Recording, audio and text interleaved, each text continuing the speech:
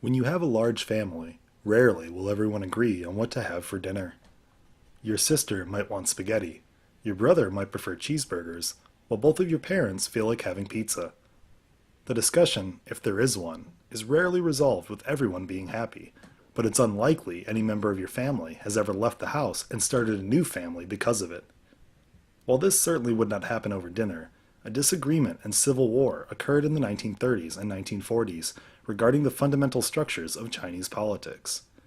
It eventually caused China to split, with mainland China becoming the Communist People's Republic of China, while the defeated Democratic Nationalists moved to an island off the coast and reinstituted the Republic of China, what we know today as Taiwan. In the early 20th century, the once mighty Chinese Empire was a shadow of its former self. Large parts of China, especially important ports of trade and other large cities, were effectively owned by Western powers like Great Britain and France, who had carved spheres of influence out of China. The Qing dynasty ruled in name only, and most of the countryside was effectively controlled by local warlords. In 1911, Chinese nationalists forced the emperor to abdicate and attempted instituting the Republic of China. The republic faltered when its president, Yuan Shikai, attempted to declare himself emperor, and local warlords all but ignored the central government. In the meantime, the Western-educated Sun Yat-sen was slowly building a nationalist democratic movement in the South. He founded the Chinese Nationalist Party, the Kuomintang, and set up a Chinese nationalist government in 1919. Sun Yat-sen wanted to unify all of China into a democratic, socialist republic, and made concessions to the Chinese Communist Party, founded in 1921, in order to attempt to include Chinese of all political persuasions in his new nation. However, after Sun's death in 1925, party leadership fell to the nationalist hardliner and leader of the Kuomintang army, Chiang Kai-shek. Chiang quickly consolidated his hold over the Kuomintang government and by 1928 was virtual dictator of the area the Kuomintang controlled. Chiang hated communism, and in 1927 he broke off the tacit cooperation between the Kuomintang and the Chinese Communist Party. What followed was a decade of intermittent civil war, where Chiang alternated between fighting local warlords and rooting out communists. The communists were led by Mao Zedong, a devoted communist and librarian from Beijing who had begun establishing Soviet-style communist enclaves in the countryside. Mao gathered a small guerrilla army which attacked Kuomintang supply trains, scout forces, and other secondary targets. More importantly, Mao's communists gained adherents throughout the Chinese countryside. Regardless of their growing movement, Chiang Kai-shek's Kuomintang army was still much larger in the early 1930s, and Chiang tirelessly pursued the shadowy communist guerrillas. Chiang's constant campaigns toward rooting out Chinese communism forced Mao to lead his followers on the infamous Long March in 1934, when approximately 100,000 Communist Party members fled some 12,500 kilometers. Though estimates vary, only somewhere between 5 and 20% of those who left with Mao made it to the final destination in Shaanxi province.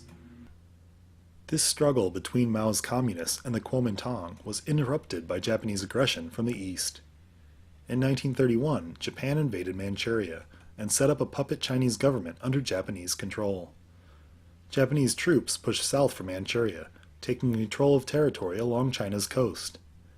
In 1937, under considerable pressure from the Chinese public, Chiang Kai-shek interrupted his campaign against the communists to meet the invading Japanese forces. The nationalists and communists even signed a pact to fight together against the Japanese, but this coalition quickly broke down. Japan continued to gain territory in northern and eastern China, ruthlessly treating the Chinese people they governed. The rape of Nanking, for example, in December of 1937, saw Japanese troops rape, loot, murder, and pillage throughout the Chinese capital of Nanking for several weeks.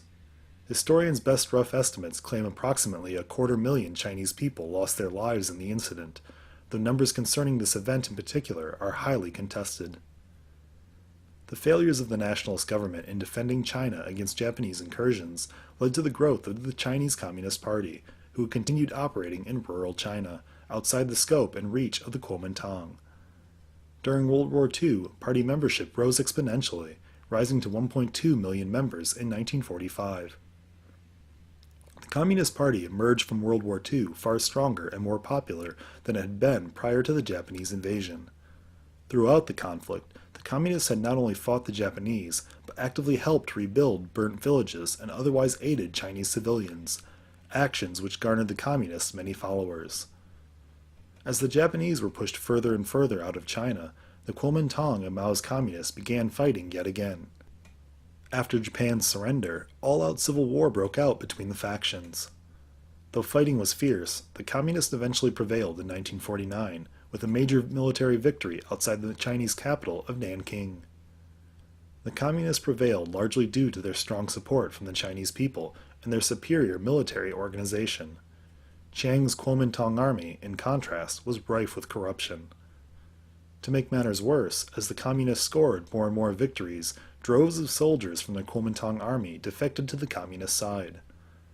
On October 1, 1949, Mao Zedong proclaimed the People's Republic of China.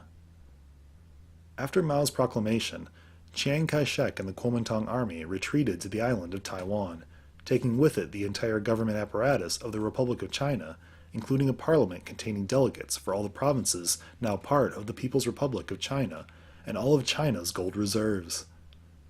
1.5 million Chinese followed the nationalist government there. Once established in Taiwan, Chiang declared martial law, suppressed the culture and language of the native Taiwanese, and made plans to retake mainland China, though these plans never came to fruition. Chinese history between the fall of the last emperor and the institution of the People's Republic of China is tumultuous, chaotic, and complicated. Quite quickly after the emperor's fall, the country was governed locally by warlords, and at no point during the Republic of China's reign did they ever control the entire country. Chiang Kai-shek's ruthless pursuit of Mao Zedong's communists hurt the cause of a democratic China more than it helped. Through persecuting those who were the best helping actual Chinese people, they encouraged the growth of the communist cause. This trend continued during the Japanese invasion and during World War II, when the Chinese Communist Party exploded in popularity. In the ensuing civil war, most of the people were with Mao. That fact, coupled with the Communists' superior military organization, led to defeat for Chiang's Republic of China, who were forced to retreat from the mainland and set up a republican government in Taiwan.